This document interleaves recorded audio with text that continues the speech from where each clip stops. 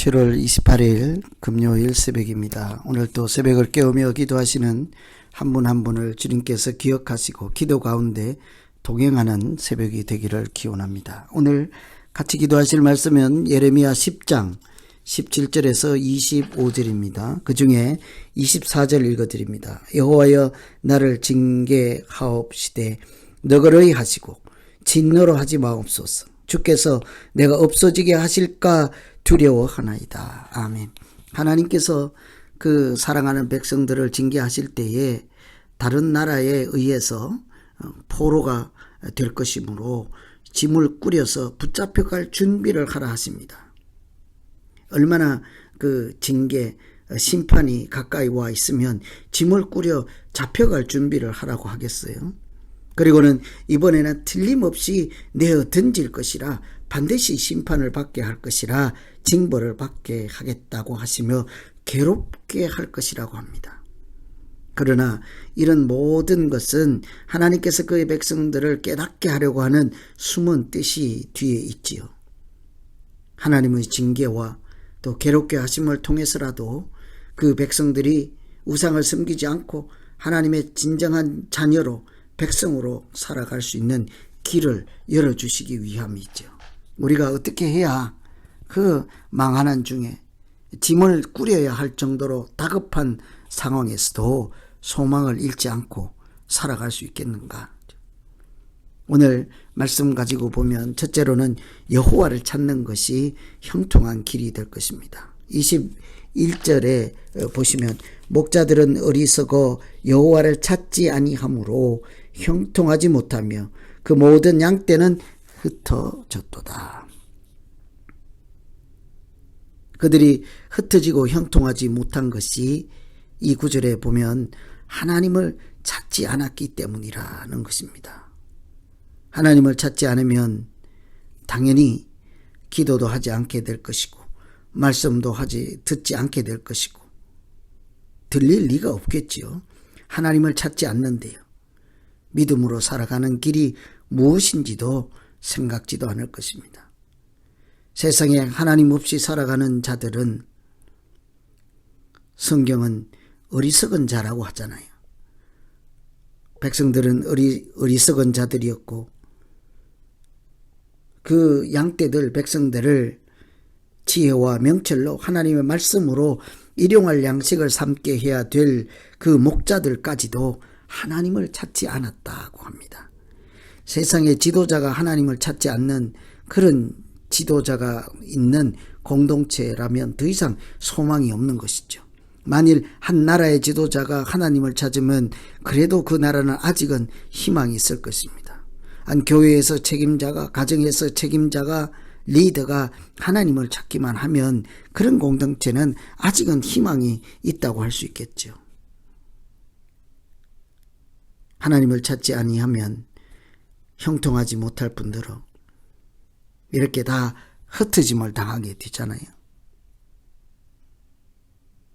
그래서 그 백성들이 흩어진 다음 포로로 다 잡혀가고 빈 땅이 된 그곳에 야생동물들이 와서 거처를 삼고 살게 되죠.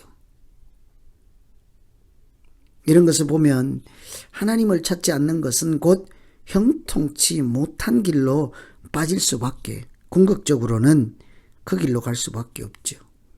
그도 그럴 것이 형통이라고 하는 것이 어떤 결과만 보고 하는 말이 아니라 형통이라는 것은 어쩌면 과정에 대한 말씀이기 때문이에요.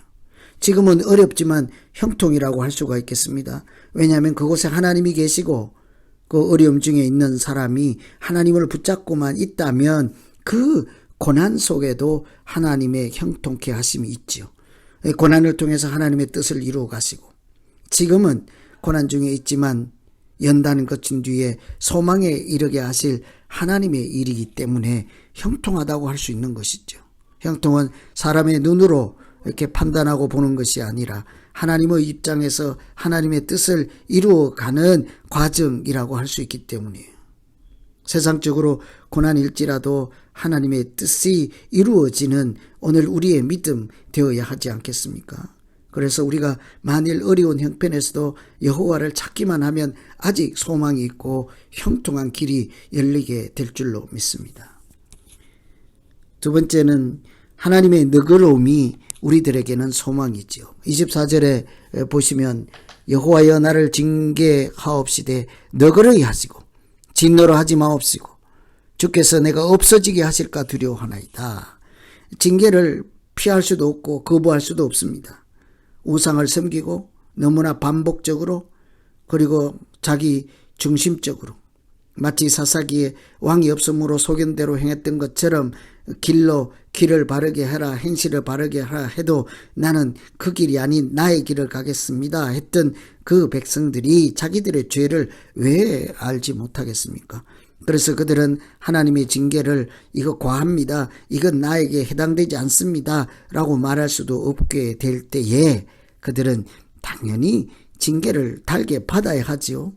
그런데 뭐라고 합니까? 너그럽게 하시라.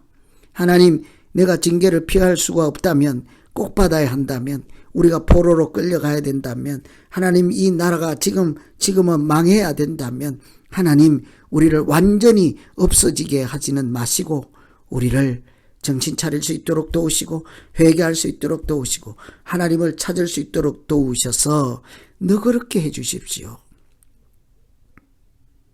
참 눈물 겨운 고백이라고 할 수 있겠습니다. 징계 중에도 하나님의 큰 뜻과 계획하심이 있어서 이 모든 것이 지나가게 하시고 우리는 더 나은 새로운 피조물이 되게 하는 것, 그런 것이 하나님의 너그러우심이라고 하겠죠. 징계를 받지 않게 해달라 그렇게 기도할 수는 없을 것입니다. 그러나 징계를 받기는 하되 하나님 감당할 수 있게 하시고 피할 수 있게 하시고 견딜 수 있게 하시고 완전히 엎드려져 두 번 다시 일어서지 못하는 형편이 되지 않도록 자비를 베풀어서 하나님의 너그러우심으로 나를 보담아 주시고 나에게 하나님의 손을 내밀어 주시옵소서. 참 우리 모두가 해야 하는 간절한 기도이지 않겠습니까? 오늘 이 하나님의 말씀을 생각하며 우리 인생을 놓고 같이 기도하겠습니다. 하나님, 내가 하나님을 찾기만 하면 그것이 아직은 소망이 있다는 증거요. 형통한 길을 만나게 하시고 하나님의 너그러우심이 있다면 아직은 내가 힘을 내야 할 이유가 될 수 있다는 것을 알게 하옵소서. 오늘 말씀 의지해서 우리 같이 한번 기도하겠습니다. 하나님 아버지, 이 땅에 죄인이 아닌 사람이 없습니다. 실수하지 않는 사람도 없습니다. 허물이 없는 사람도 없습니다.